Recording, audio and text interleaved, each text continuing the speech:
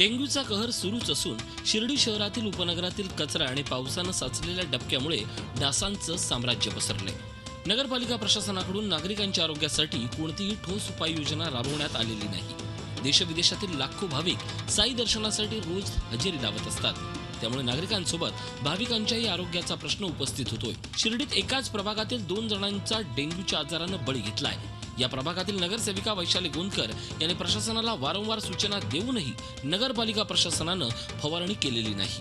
डेंग्यूची फवारणी व्यवस्थित होत नसल्या कारणाने आमच्या या प्रभागामध्ये 2 मुलींचा मृत्यू झालेला आहे.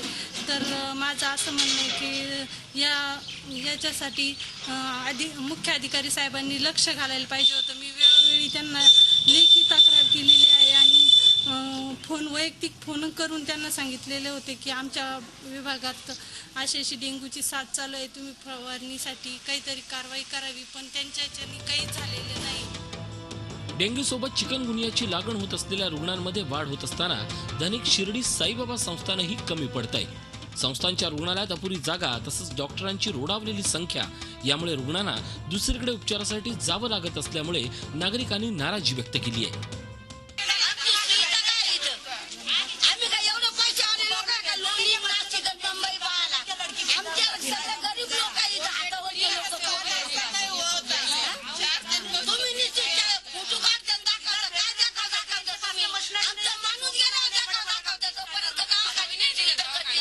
कल भी उनको बोला सर छुट्टी दे दो, हम कहीं दूसरे जगह लेके जाएंगे.